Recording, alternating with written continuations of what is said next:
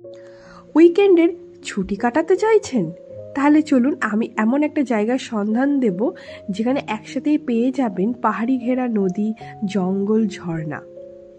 হ্যাঁ, এমনই একটা কিন্তু জায়গা আছে। শহরের কোলাহলকে পেছনে ফেলে উইকেন্ডে ছুটি কাটাতে গিয়েছিলাম কালিম্পংয়ের এক জঙ্গলে ঘেরা পাহাড়ি গ্রাম, যার নাম হলো কোলাখাম। 6500 ফুট উচ্চতায় অবস্থিত কালিম্পং থেকে 38 কিলোমিটার ও লাভা থেকে 8 কিলোমিটার দূরে অবস্থিত এই কোলাখাম। তাহলে চলুন এই কোলাখামে যেতে গেলে কিভাবে যাব, কোথায় থাকবো, কত টাকা খরচ দেখে নিই। প্রথমে চলে আসতে হবে হাওড়া থেকে এনজিপি। যদি ট্রেনের টিকিট না পান আপনারা কিন্তু স্লিপার বাসেও কিন্তু চলে আসতে পারেন এনজিপি পর্যন্ত। হ্যাঁ, আমরা কিন্তু স্লিপার বাসে করেই চলে গেছিলাম এনজিপি পর্যন্ত। গ্রিন লাইন আমরা অনলাইন বুকিং করেছিলাম। আমাদের ভাড়া পড়েছিল 1700 টাকা, ইনক্লুড ছিল ডিনার। বাসটি ছাড়ে হাওড়া থেকে আমরা আমাদের মতো লোকেশনে দেখে উঠে পড়েছিলাম বাসে, এবং বাসটা কিন্তু ভীষণই ছিল লাক্সারিয়াস আর ছিল ফুল এসি।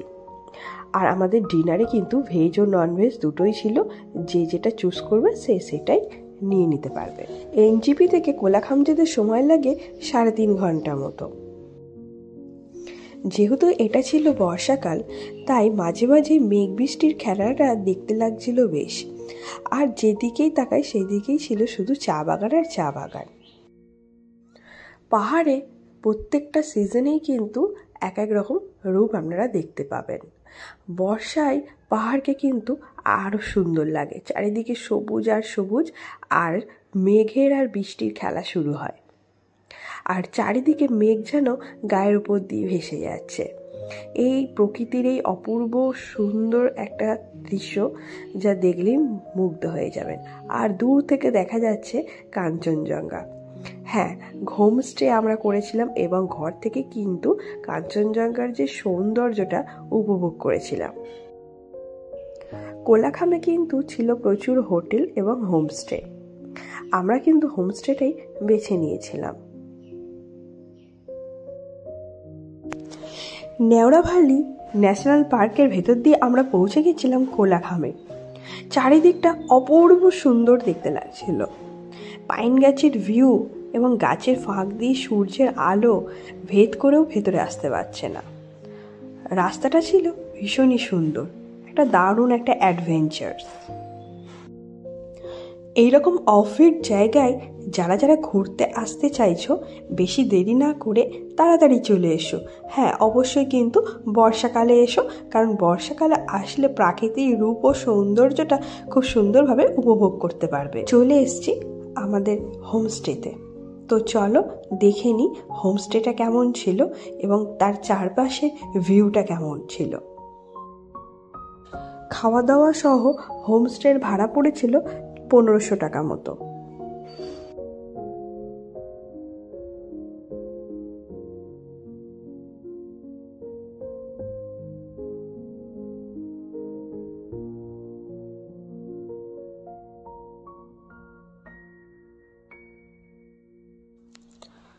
ভেতরটা ছিল একদম সাজানো গোজানো, যেন মনে হচ্ছিল নিজের বাড়িতে আসলাম।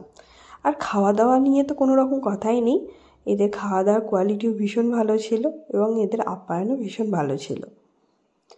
তোমরা যারা চাইছো যে এখানে এসে হোমস্টে করবে, অবশ্যই তোমরা কিন্তু এইরকম হোমস্টেতে থাকতেই পারো। পরের দিন আমরা বেরিয়ে পড়েছিলাম সাইট সিনের উদ্দেশ্যে। আপনারা যারা একটু অ্যাডভেঞ্চার্স ট্রেকিং করতে ভালোবাসেন, তারা অবশ্যই কিন্তু এই চাঙ্গি ওয়াটারফলসটা দেখতে ভুলবেন না। এই চাঙ্গি ওয়াটারফলস যেতে ছিল পাহাড়ি খাড়াই রাস্তা, কিছুটা ছিল সিঁড়ি, আবার কিছুটা ছিল এবড়ো খেবড়ো রাস্তা। প্রায় 1 কিলোমিটার কিন্তু হাঁটতে হবে। যাওয়াটা যতটাই সহজ, ফিরে আসাটা কিন্তু ততটাই কঠিন ছিল। আর এই ওয়াটারফলসকে আরও সুন্দরভাবে উপভোগ করার জন্য সবথেকে বেস্ট টাইম হচ্ছে বর্ষাকাল। আর বর্ষাকালে যেহেতু সবসময় বৃষ্টি হচ্ছে আর রাস্তা কিন্তু ছিল পিচ্ছিল, তাই যখনই আপনারা এই চাঙ্গি ওয়াটারফলস ট্রেকিং করবেন খুব সাবধানেই কিন্তু নামা ওঠা করবেন। অবশেষে আমরা চলে এসেছি চাঙ্গি ওয়াটারফলস। এত সুন্দর দেখতে লাগছিল, সত্যিই চোখ সরানো যাচ্ছিল না, আর ইচ্ছা করছিল না ওখান থেকে আসতে। যাই হোক, ওখানে পৌঁছাতেই শুরু হয়ে গেছিল কিন্তু বৃষ্টি, আর দুধের মতো জল যেন উপর থেকে বয়ে আসছিল। অপূর্ব দেখতে লাগছিল। আজকের মতো আমরা ব্লগটা এখানেই শেষ করছি। আবার দেখা হবে নেক্সট কোনো ব্লগে।